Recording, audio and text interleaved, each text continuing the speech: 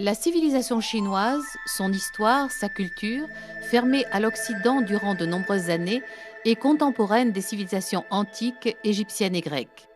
Maintes fois ébranlée, cette civilisation a traversé les tourmentes et s'est redressée à chaque fois. Elle perdurera au fil du temps, constituée d'un faisceau de sociétés et de peuples unifiés, divisés puis réunifiés sur un territoire immense aux frontières en perpétuel changement. L'Antiquité chinoise, du IIIe millénaire au IIe millénaire avant Jésus-Christ, couvre traditionnellement les trois grandes dynasties royales, les Xia, les Shang, les Zhou. C'est sous la dynastie des Xia que se fera les débuts de la période du bronze au centre de la Chine. Expression de l'art ancien chinois, les bronzes, aux formes variées, accompagnaient le défunt et servaient pour le culte des ancêtres. Avec la période des Zhou, ces récipients de bronze, aux motifs zoomorphes, marqueront tous les actes importants de la vie des nobles, alliances, mariages, dons, serments, victoires. Le bronze, alliage de cuivre et d'étain, se retrouvera dans toute l'histoire de la Chine, mais verra son apogée tout au long de la période des royaumes combattants, moins 400, moins 221 avant Jésus-Christ. En 260 avant Jésus-Christ, le royaume de Qin, avec à sa tête le roi Zheng, devient le plus puissant des 7 royaumes combattants. Pour la première fois dans l'histoire de la Chine, un roi s'autoproclame empereur. Zheng prend le nom de Shi Huangdi et unifie le pays sous une seule dynastie, celle de Qin, mettant fin ainsi à l'état de morcellement du pays qui dura plus de 250 ans avec les guerres incessantes des royaumes combattants. Il instaura un pouvoir absolu, abolit les privilèges féodaux, établit un système de préfectures et de districts. Il unifie la langue, l'écriture, les unités de poids et de mesure, les monnaies. De cette unification totale est née la Chine. Dans son désir de mettre au pas les intellectuels, le souverain fit détruire par le feu en 213 avant Jésus-Christ tous les livres classiques ne semblant pas répondre à sa ligne politique et exécuter de nombreux lettrés. Pour protéger son empire des invasions du Nord, il fera édifier une fortification de 4800 km qui sera la base de la Grande Muraille de Chine. Sa quête obsessionnelle de l'immortalité, liée à son goût prononcé pour l'alchimie, le conduiront à la mort. La découverte près de son mausolée des 3 fosses contenant toute une armée d'argile, grandeur nature, en ordre de marche, accompagnant l'empereur dans l'au-delà, symbolisant sa puissance de conquérant, va provoquer dans le monde entier une grande émotion. Une œuvre gigantesque d'un niveau de technicité, d'organisation et d'art exceptionnel qui lui vaut le titre de 8e merveille du monde. C'est là l'œuvre d'un empereur dans la démesure, tyran, despotique, à la recherche de l'éternité. Laissant un pays exsangue à cause des énormes travaux entrepris, la Chine vécut la première et la plus violente insurrection paysanne de son histoire. La dynastie Han, qui se mettra en place vers 206 avant Jésus-Christ, sera la deuxième et la plus longue dynastie de la Chine impériale. Le pouvoir est centralisé et encadré par des lettrés formés dans les écoles publiques ou privées et recrutés par examen.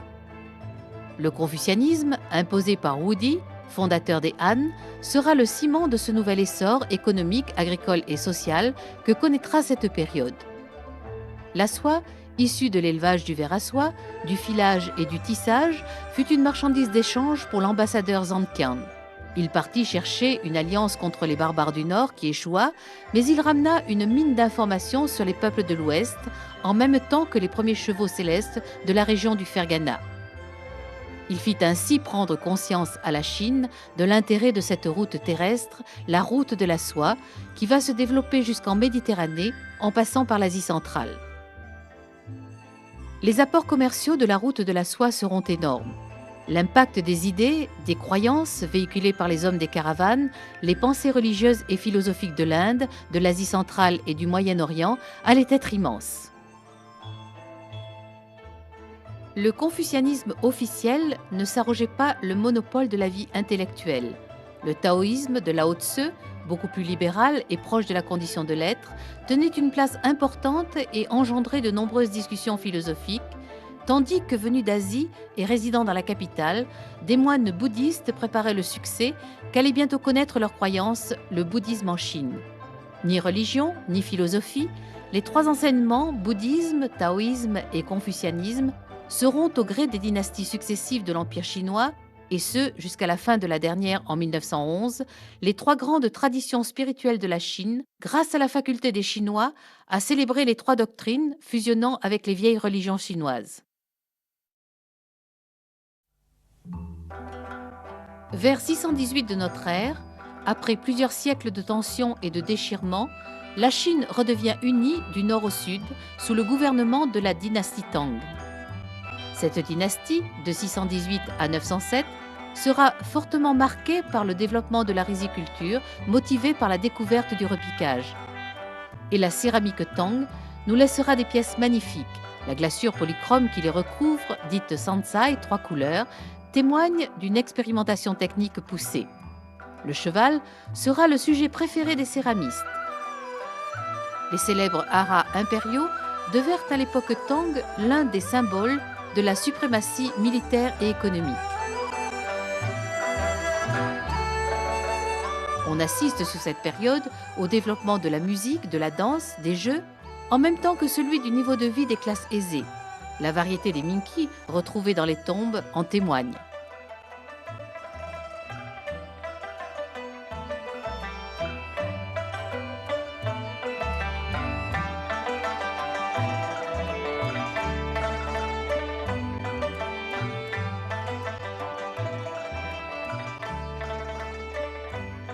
Au milieu du XIVe siècle, après plus d'un siècle de domination mongole de la dynastie Yuan, la population chinoise rejette le règne des étrangers. Suite à de nombreuses révoltes paysannes menées par Shu Huangzong, celui-ci s'autoproclame empereur sous le nom de Huangwu et choisit le nom de sa dynastie Ming, signifiant lumière. Cette dynastie de lumière comptera 16 empereurs et durera jusqu'en 1644. Elle permettra une renaissance culturelle très importante.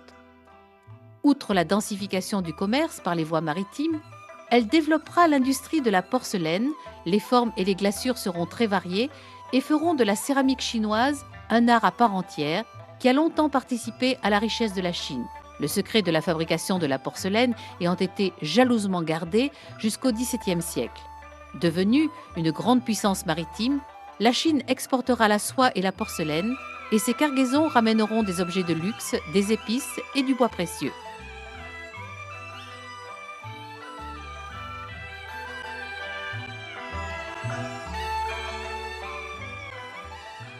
On ne peut qu'être étonné en voyant que la Chine est à l'origine de découvertes remarquables. Découvertes qui, lorsqu'elles vont enfin passer les frontières à partir du XVIIe siècle, contribueront largement à construire l'Occident moderne. La civilisation chinoise invente des technologies souvent plusieurs siècles avant leur apparition ou leur transmission dans le reste du monde. La boussole, l'imprimerie à caractère mobile connue dès le IXe siècle bien avant Gutenberg, la sérigraphie, le papier, la monnaie papier, l'acier, l'horlogerie, la ferronnerie, le boulier, le lac, et ce qui fut une invention majeure, la poudre à canon, qui permit ensuite l'invention de la fusée, du lance-flamme, des feux d'artifice, des mines terrestres et marines, des premières armes à feu, du canon et du mortier. L'invention du système d'irrigation amènera celle de la manivelle, de la courroie de transmission, du pied à coulisse, de la brouette.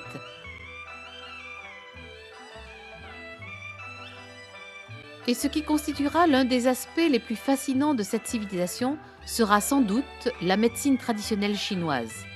La médecine traditionnelle chinoise ne sépare pas le psychique du somatique et reste toujours en harmonie avec la nature.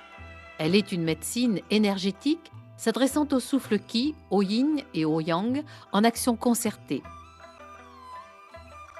L'art de vivre, une véritable recette pour transformer le quotidien en moment de bonheur.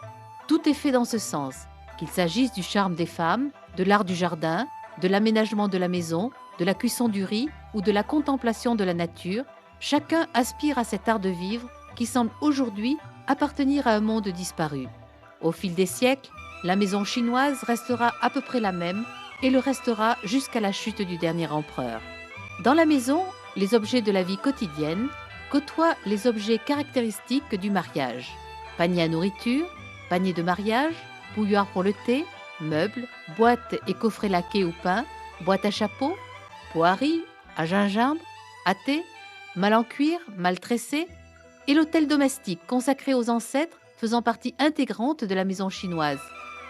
On laissera de côté l'épisode de l'opium qui, bien que connu depuis l'Antiquité pour ses qualités thérapeutiques, était aussi connu pour la dépendance qu'il provoque.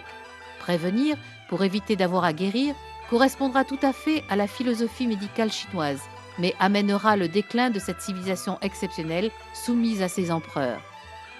La porte d'entrée, solide et belle pour accueillir les invités, se referme sur ce dernier regard porté sur les trésors des empires de Chine.